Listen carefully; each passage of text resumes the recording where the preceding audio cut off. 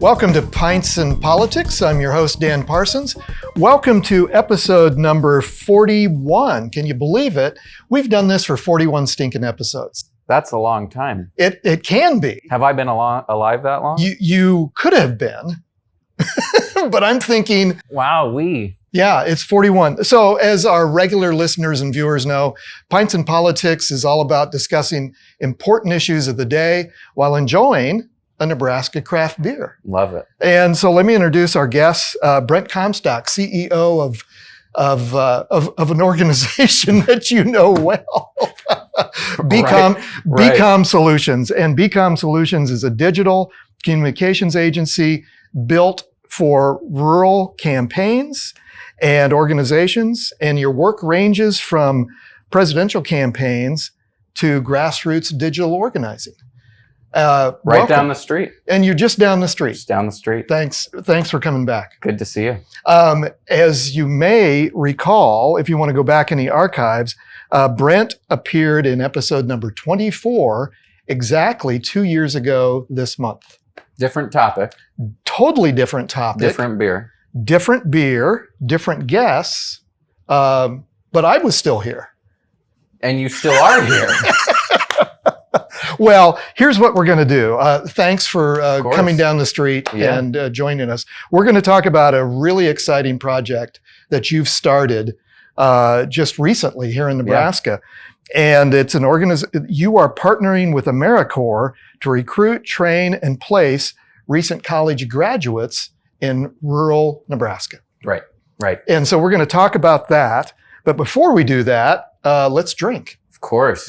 And so local economic development. Yes. And I walked down the street to our friends at Kincaidor. I didn't go to Broken Bow because thankfully they just have a shop just down the street. A franchise down the street here. And so we are drinking appropriately Oktoberfest. Happy Halloween. Happy Halloween. And this Oktoberfest, it's a fresh pale lager with a strong malt backbone and a clean finish. Cheers. Cheers.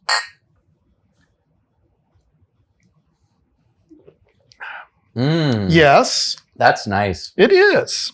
You know, they do a really nice job. And our friends at Kincaidor. So thanks to our friends at Kincaidor, and we'll enjoy that. We'll put in the notes, like we always do, a little bit about the beer. And so our listeners and viewers can go enjoy that. But Brent, I want to talk about this exciting program that you've launched. And you are an entrepreneur. You grew up in Southwest Nebraska, Southeast Nebraska. And you've done some amazing things. In addition to your company, BCOM Solutions, you started Rural Impact Hub. Yep. And now you've partnered with AmeriCorps to do this exciting project in Nebraska. Tell us about it.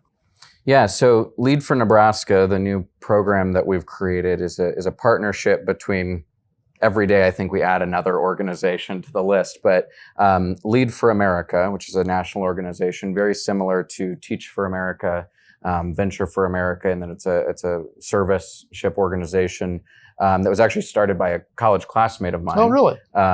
In Chapel Hill, and is an organization that's focused on bringing young people back to their hometowns or to a new hometown for them, but ultimately finding placements across the country in rural communities largely, but across the country to really retain and recruit young people back to communities. Oftentimes people see young people go from a small town to a big city, they leave, they never come back, they don't even think that there's a purpose for them there. And so our Social Impact Center in Auburn, the Rural Impact Hub, is working with AmeriCorps, which is Serve Nebraska here in Nebraska, their commission, and then Lead for America to put together the Lead for Nebraska program.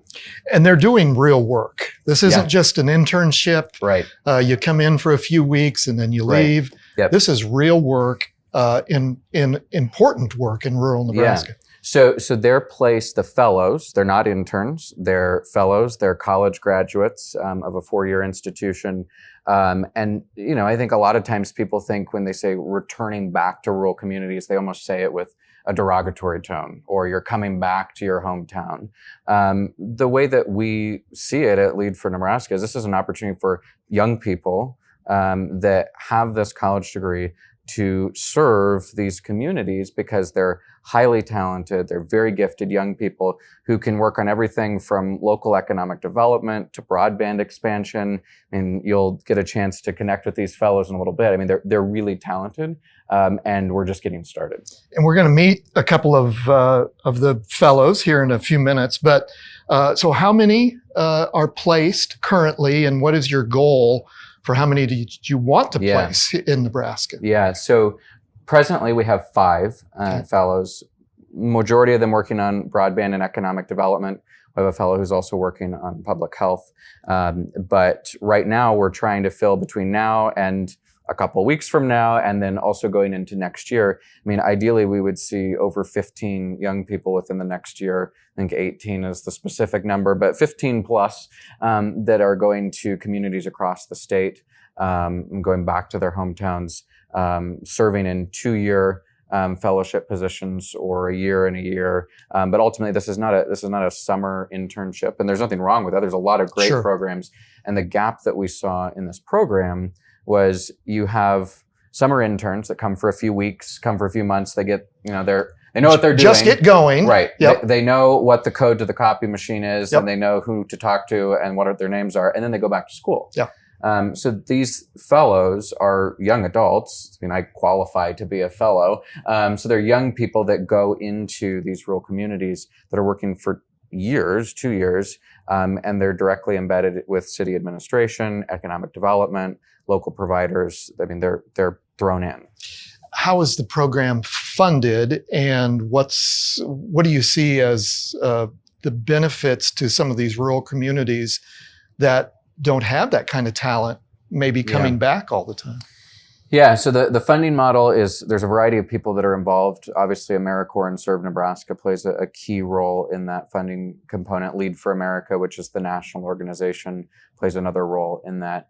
And then we also look to the host, to the communities, to provide dollars into this program. So it's not like X person in X rural community can say, oh, yeah, it'd be nice to try this out, and then sign up, and then we send someone for 2 years. Everyone is vetted. The people that are fellows are vetted and go through a rigorous interview process. The host communities go through a rigorous process, and then they ultimately have to play a role in funding that. That comes from local economic development dollars, businesses that want this talent, this added capacity to come into their community. We'll talk to a couple of the fellows here in a minute, but maybe give some examples of some of the programs across the state that some of the community.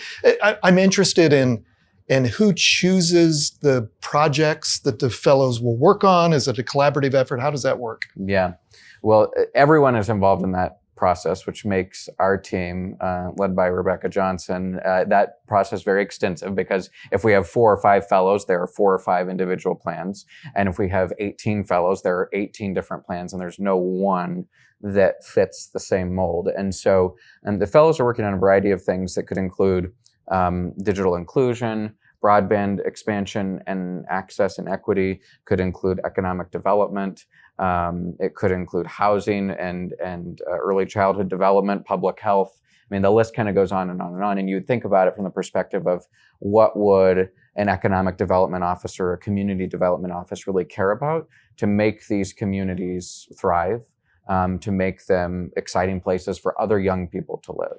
Here's what I think is exciting about this, because you really are living what your purpose has been for many, many years. I mean, you have, at a very young age, decided that rural Nebraska was important to your future and your track professionally, but you also recognized how important the revitalization of rural Nebraska is to our economy and our well-being. Yeah, I went to school in the East Coast, same school as the founder of Lead for America, which is an interesting, he grew up in Kansas. I grew up in Nebraska. We both left, and then we both came back. But in coming back a couple of years ago to Nebraska, one of the things that just kind of always struck me as odd was that, in many ways, it was still the same conversation that we were having 4 or 5 years ago around how do you get young people back into these communities? How do you get young people to be excited about living in a small town and not see it as, oh, I married someone from there, so now I have to stay there, or, oh, this is all that's available to me, but to see it as maybe this is as a choice. Yeah. Right. And so, BCOM does that from a company end, because a lot of the organizations we work with are in these rural communities. But a for-profit engine can do a lot of good. But at the same time, there was still this gap around how do you get these young people to be excited about the coming back, and these fellowships are a great way. And I think that the end result doesn't mean that every fellow comes back and lives in that community for forever. But what it does is it gives the communities and it gives the fellows an opportunity to really understand what it's like to recruit and then retain that talent. And hopefully that has a cascading effect for that community and for nearby communities. Because some of these fellowships, the town next door might have said no to us in the beginning, but then they hear that X community got a fellow, and they're like, oh, wait a minute, I want to know about this. And in the broadband space, that's happening really well, because one broadband provider sees that the communities that they serve has a fellow working from the end of the economic development side, and then they're like, oh, well, now I want that for my community. And so it's working. It's slower than maybe we want sometimes, but it's working. I find this topic, the reason I wanted you guys to come on today was I just find it fascinating that it seems like a lot of synergy is happening right now in Nebraska, and a lot of discussion is happening right now about how do we revitalize rural Nebraska? Everything from, talking about the redistricting in the legislature and how we're continuing to lose population in rural Nebraska, to the president's initiative to help fund broadband and other economic development functions within rural America to make our lives better. Yeah. Well, and from the broadband perspective, like growing up in Southeast Nebraska, this is a personal story too, because I started BCOM when I was still residing with my roommates, also known as my parents. But we didn't have a local broadband provider at the time. And remind our listeners and viewers where you grew up. Right. I grew up in Auburn, in Southeast Nebraska. There is now a provider that is a Nebraska-based company, but we had what was available in the mass market. And as anyone growing up in a rural community knows, like if a global company is prioritizing their customers, the people in Auburn, Nebraska are not at the top of the support ticket chain when it comes to getting your internet fixed. Yep. And damn it, I wanted Netflix. And I also wanted to be able to fix Lucille's computer down the street because I was charging her $50 an hour and needed that income to come in. Absolutely. But the thing that's interesting about broadband and broadband expansion in that story is like, now there's this local provider, but the broadband provider in the community is much more than putting in a router in the back of your house. If they're a local provider, they're connecting businesses to the outside world. They're connecting banks so that people can get their money. They're connecting people that might have a mental health illness, connect to someone, maybe if they're in a rural community and there's not a mental health provider, they're able to connect via telehealth. And so that's why I think it gets bipartisan support. Yep. On the face. You can dig into what that looks like, more policy driven.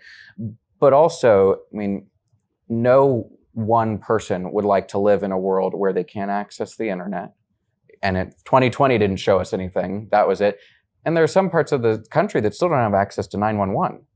And so it's like, we take all of these things for granted. And I think that's where broadband really does have the power to connect people. And I probably wouldn't be sitting here if we didn't have access to the internet in rural community, because I would have done something entirely different with my life.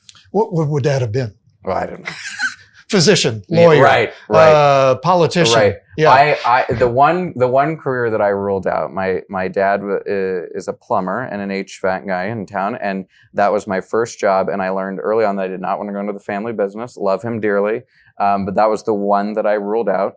But yeah, I checked off a lot of boxes. Well, Nebraska's better off because you chose the path that you do. And I just think it's so exciting that you're helping to continue to contribute to not only a quality of life, but as you said, it's not only a quality of life, but it's also maybe life-saving, as you said, from a medical profession, a medical perspective, and just daily needs that we have in rural Nebraska. Well, in recruiting companies I mean, we're not a large company, so we're definitely not, I don't think anyone's sitting in their government offices thinking, where can BCOM be positioned so that benefits the state? But you think about it last year, if I worked for American Express or if I worked for any company and I was released into the remote world, they didn't care where I was. And that's a great opportunity for these rural communities to take advantage of it. Lower cost of living. If you have access in many of these rural communities, I will give props on the cameras to the rural broadband providers across the country. I mean, most rural communities that have a local provider, they have equal, if not faster, internet than in some cities. And so these providers are doing so much to connect to the community, which is why when we talk about economic development and community health and public health and rural development, broadband's always woven into that conversation because it allows them to not exist just in that quadrant of their community, but to really see it from a global perspective. Exactly. Well, Brent, thanks again. Before we let you go, and we'll meet a couple of the fellows, how can people get involved if someone wants to apply for the remaining fellowships, if they want to learn more? How can we learn more? Yeah, great question. So visit our website, ruralimpacthub.com, and that has all of the information. There's a Lead for Nebraska tab. There's an opportunity to host a fellow. So if you're interested in that, there's a host application. So if you're a community or if you're a business that has influence in the community, you're like, I want to rally the troops, so to speak, for the community, that's an option. And then we're accepting fellow applications as well. So that's on the website. Fellows are people that have 4-year college degrees, rough age outline of 21 through 30, but can be anyone that meets those qualifications and most importantly has a connection to Nebraska and cares about the community. And I think that's the important part, is bringing people back to their communities and to their hometowns or their new hometown. That's great. Well, you just are down, you live and work just down the block, but I got to buy you beer to come see us. Well, I wanted the media opportunity to see you. Yeah, I got to check that off the box. Well, listen, cheers, Good my to friend. see you. Thanks Likewise. for being here. Take care. And we'll be right back with the fellows.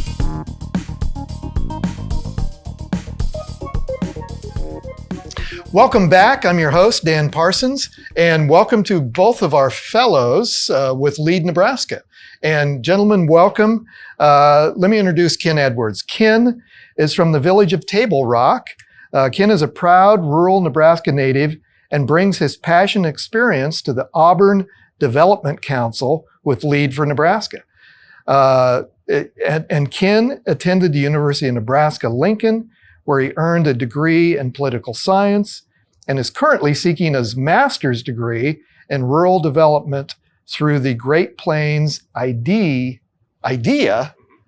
program at UNL. Ken, it's a pleasure to see you again. Likewise. Good to see you as well. Thanks for having us. Yeah, and we actually found out that we've met through the years, and you know my son, and it's a small world here in Nebraska. Small world. Also, thanks to Kevin Shin. Yeah, and our friend Kevin Shin, who's appeared several times on Pints and Politics. Yeah, he's a great guy. Well, welcome, Ken. I'm glad you're here. And we're going to talk about the project you're working on, and it's a delight to have you.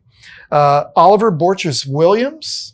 Did I do that right? Absolutely. Oliver Borchers Williams. Yep. Very good, Oliver. Thanks for being here. Oliver, you're from Nebraska City, serving with the Southeast Nebraska Development District. You're also a recent political science and international studies graduate, but not from UNL, but from the Miami University in Ohio. And you're serving with the Southwest Nebraska Development District, along with other fellows, are addressing the needs of a 16-county service area. It's actually the Southeast District, but What did I say? Southwest. Oh my goodness! Other See, side of the state. But anybody that 16 knows counties too. anyone that knows me very well, Oliver, knows that I'm directionally challenged, and so that's just natural for me. Southeast, Southwest. But anyway, thanks for being here. Thanks for having us. So, tell us a little bit about what you're doing with your project. So we're serving in Auburn at the Rural Impact Hub there. I still live in Table Rock, still work around the community there and whatnot, but wanted to dive further into the rural development side of things, and became aware of Lead for Nebraska, and it just seemed like the perfect opportunity. So we just finished up our first month. A lot of it's been meeting local officials, different boards, commissioners, the hospital, like all kinds of groups of people, just trying to make them aware of our presence and that, we're here to help. So any way that we can, build those relationships will be a good thing. And you have a little bit of an advantage being from the area. Yeah. Oliver, wow. You come from Ohio to Nebraska. What's it been like? Well, I've actually lived in Nebraska City for the last 6 years. Oh, so- well, it's home then. Yeah, I graduated high school from there. Okay. Left college Left for a to couple go. years. Yeah. and Good to be back now. I have deep family connections to the area, though. My folks are from Nebraska. My grandparents are from Nebraska. It goes back generations. So it really feels like home, and it's good to be serving here. As Brent and I talked about, the goal for many, many years, and the talk has been for many years, how can we attract and keep young people in Nebraska? Not only keep those young people in Nebraska, but also bring back young people, young professionals to Nebraska. So you both are doing that. And so what are some of the, what was the main impetus for you to come back to Nebraska, or in your case, Ken, stay in Nebraska to work on these projects? I mean, so the big thing for me was like I had been living in Lincoln after college for a while, and like it didn't really feel like I was getting a lot of traction. And so I was like, well, I could be doing the same thing back home, right? And so I moved back home. We helped reopen a bar down there, and then as I just kept getting more and more involved, there was just a lot of stuff that needed to be done, but nobody to do it. And so I just kind of dove in head first. And the big thing, what this is showing, it shows that you can go back to your hometown, you can make a difference. You can enact change. And, as we get more broadband in rural areas, hopefully that encourages more people to move back and maybe pay a little bit less rent, Oliver, what have you discovered so far? And remind me, how long have you both been in your position now? A month. We started on August 9th, but our official term of service started on September 1st. Okay, so fairly new. You are making yourselves familiar with the project and the community. And as you said, Ken, you're meeting with public officials, people in nonprofits, for-profit. Tell me, Oliver, what are some of the challenges in just explaining the project to people that you meet with? There is kind of a hump to get over when it comes to explaining, we're recent college graduates and we're coming back here to work on broadband. And it's not necessarily the first thing that people would expect. So I'm just kind of conveying that and explaining that, we're coming back home to make a positive impact in the communities that are near and dear to our hearts. So, it's a little bit of an obstacle to explain why we're here. And then we have to explain what we're doing, which is a whole nother conversation. Well, there's so much opportunity. The whole idea. Give us some examples, Ken, of maybe the need for broadband in Auburn, Nebraska. I mean, we hear this all the time of the need for broadband. We mentioned with Brent, the discussion about Nebraska rural communities continuing to lose population. Mm-hmm. With COVID the past 2 years, we've all been forced to be in front of a screen and not only do school, but do work and social activities. It seems to be a bit of a no-brainer for folks to understand the need for just a way of life to expand broadband. But what are some of the challenges that you're seeing? Oh, man. So as it stands right now, I guess I had to laugh a little bit because in our office, we have an internet service provider that's there, and our internet isn't that great, but none of the buildings downtown are wired with fiber yet. And so we're working on getting those buildings wired. And then hopefully that's more attractive for startups to go in there and build a business, as it relates to families and students and whatnot. I mean, if we have to go into a lockdown for whatever reason again, they need to be able to earn a living. They need to be able to learn, to reduce that homework gap. We need to find ways to provide devices for people that may not have them, that are in those situations. Even service reliability. So one of the big things is that if the internet goes down at Tecumseh, which is where our main line goes down, all of Southeast Nebraska loses internet. So we're trying to create what's called redundancy by running line up 75 to connect into the other fiber network. So, it's just a lot of things. We're super behind on this, and we're playing catch up right now, to be honest. Oliver, in addition to just the mechanics of broadband, there's really a way of life, and not only economically, but health-wise. What are some of the challenges that you're experiencing in Auburn of explaining to folks how a simple broadband expansion can improve their lives? Well, I've kind of been taking a bit of a different tack in my service than Ken has been. Because I am working through the Southeast Development District, we work a lot with counties. And right now, at least, there's a pretty large pot of federal money out there for broadband expansion. And it has been a bit of a challenge to present that as a massive return on investment for these counties to use some of their federal money to support this broadband infrastructure. There's so many different ways to quantify it, whether property tax increases, just the quality of life for residents, resident attraction. And, sometimes it sticks, sometimes it's a little bit more work to get that message across. But, it's a challenge, but it's definitely a worthwhile one. Ken, if you were to tell other young people who are considering maybe coming back to Nebraska, or maybe considering staying in Nebraska, and maybe considering applying for one of these fellowships, what are some of the, what would you say to that young person that's thinking about either staying or coming back to Nebraska? I'd say right now, outside of, not maybe getting elected to an office, this is the best way to make change in a community. Because you're out there doing the work every day. For somebody else to come in and do this, just even on their own free time, it'd be impossible. So the fact that we get, paid to serve, yeah. It's awesome. And the fact that we still get to stay, in our area. But I would recommend anybody that's even thinking about coming from out of town, or if they want to go back to their hometown, do it. It's 2 years. You could learn so much. You can get more tools for your toolbox to help your hometown or other towns. It's just an awesome program. Again, it's the best way that you can enact change in a community. Oliver, what's your track after this 2-year fellowship? Do you know what you want to do 2 years from now, 5 years from now? And how will this fellowship help make those decisions and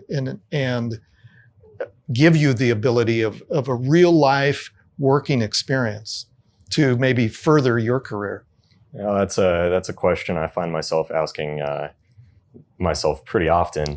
I kind of landed in this fellowship because COVID really shook up my post-grad plans coming out of undergraduate.